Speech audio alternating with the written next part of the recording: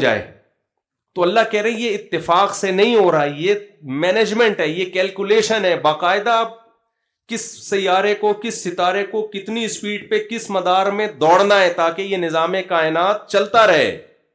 پھر زمین کو جو 23 ڈگری جھکا کے گھما دیا, ہر چیز میں قرآن کہہ رہا ہے یہ نہیں ہو سکتا. تم اس میں جب غور کرو گے تمہیں پتا چلے گا یہ کیلکولیشن ہے. اور قرآن پھر آگے یہ دعویٰ کر رہے یہ کیلکولیشن بھی کسی معمولی ذات کی طرف سے نہیں ہے. جب تم اس میں غور کرو گے تمہارے سامنے 3 چیزیں نکل کے آئیں گی.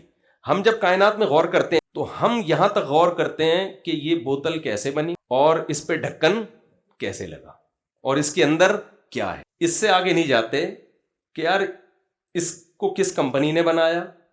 دنیا میں تو ہم چلے جاتے ہیں, یعنی دنیا میں تو ہم چلے جاتے ہیں اس کو کس کمپنی نے بنایا اور کیوں بنایا وغیرہ وغیرہ.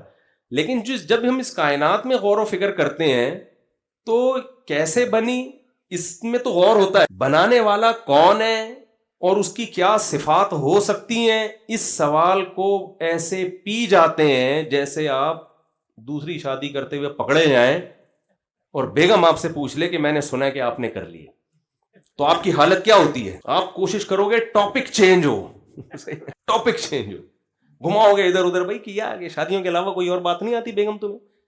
دنیا اس سوال کو پی رہی ہے, جبکہ قرآن سب سے زیادہ فوکس اسی سوال کو کرتا ہے. ان فی خلق السماوات